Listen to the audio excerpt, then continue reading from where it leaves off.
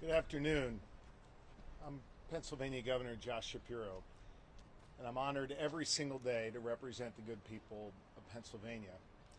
I'm honored to be here today in Butler Township, a wonderful community, a community where people love one another, respect one another. And unfortunately, last night had to deal with tragedy in their neighborhood. I've just come from a briefing with the FBI and the Pennsylvania State Police. And I'm joined today, of course, by Colonel Christopher Paris of the Pennsylvania State Police. Law enforcement will have more to share throughout the day, but I'd like to make a few comments separate from the ongoing investigation. First and foremost, the assassination attempt on the former president, Donald Trump, last night was absolutely unacceptable and tragic. Lori and I are grateful that the former president is safe and, according to him and his team, is fine. It's also important to note that last night 3 of our fellow Pennsylvanians were shot, 1 fatally and 2 in critical condition.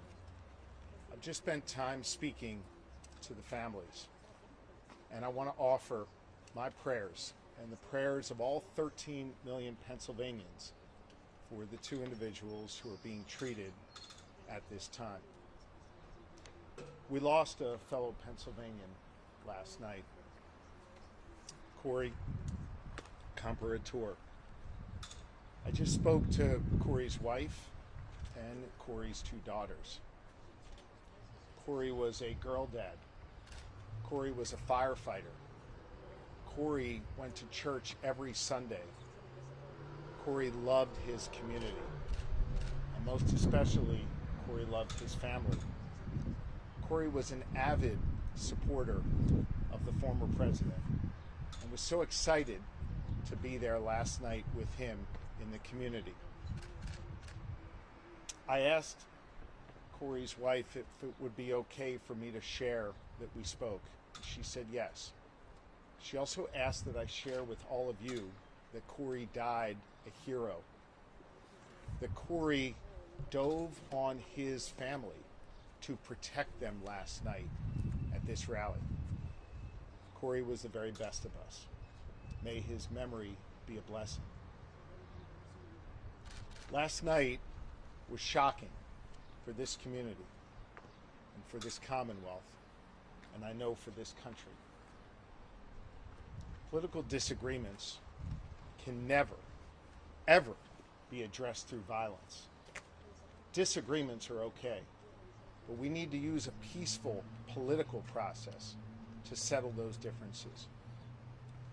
This is a moment where all leaders have a responsibility to speak and act with moral clarity, where all leaders need to take down the temperature and rise above the hateful rhetoric that exists and search for a better, brighter future for this nation. It's the work that I try to do every day here in the Commonwealth of Pennsylvania, and that's the work that falls to each and every American right now. And so I ask that you join me in prayer for the 2 Pennsylvanians who are in critical condition, that we continue to wish for a full and speedy recovery and pray for the former president, and that the Comperatore family remains in our thoughts and prayers. They have some very challenging times ahead of them. They will have an empty seat at the dinner table for the rest of their lives. But we need to make sure that Corey's memory is forever a blessing. And here in Pennsylvania, we will see to it that that is the case. And with that, I'll be happy to try and take a few of your questions. Governor, a lot of folks are starting to ask the tough question about whether that building that the shooter accessed should have been secured. Should it have been secured? And do the Pennsylvania State Police have any responsibility to have it secured? I'm not going to get into any questions answer any questions regarding the ongoing investigation. I trust that the FBI and the Pennsylvania State Police will keep you posted throughout the day and in the days ahead as to their investigation. Governor, there were some concerning items that the police had found in the suspect's vehicle. Do you have any updates update on those, and are you confident at this point the threat is over, that he acted alone, and that the public is in fact safe? The investigation is ongoing, and law enforcement will update you on the status of their investigation throughout the day. Can you share any more about your communications with former President Donald Trump or his team? I have not spoken directly to the former president. I have wished him well. I think multiple times last evening through statements Lori and I have.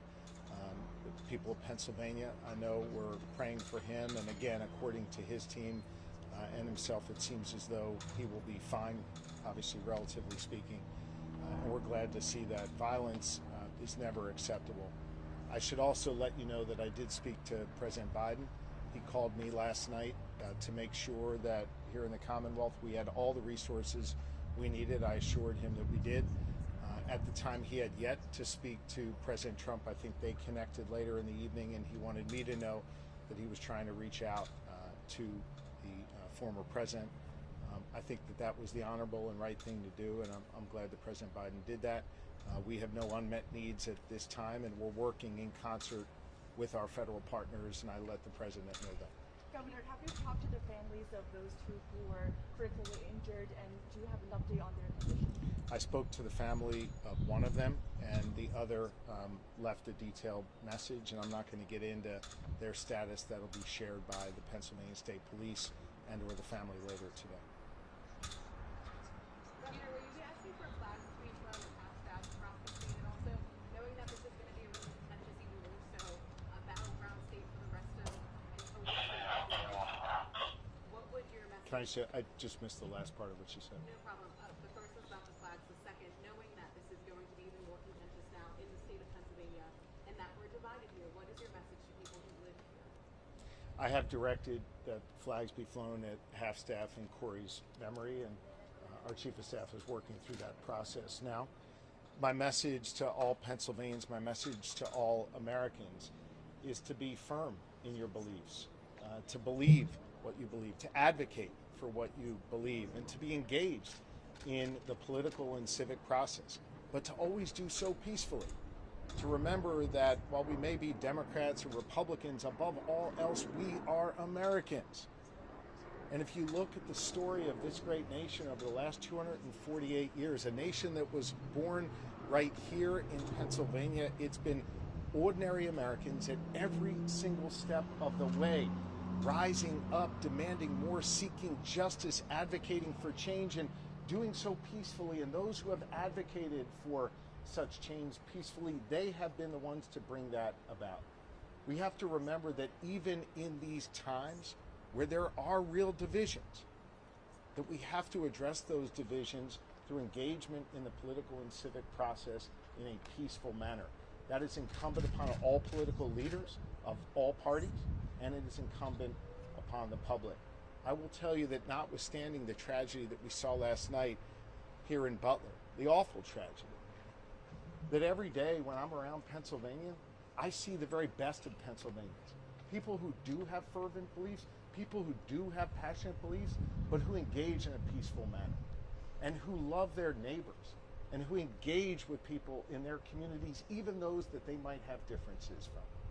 We need to learn from our history in this Commonwealth and in this country, and we need to bring our better angels forward and carry that forward into this political season. Governor, I'll take one more. can Yes. you expand on the situation of Mr. Comperatore's passing? Was he standing behind President Trump? You said he dove in front of his family. Is there any more detail you can provide about His wife shared with me that he dove on his family to protect them. As for any other information, that'll be shared by law enforcement. Thank you all very much.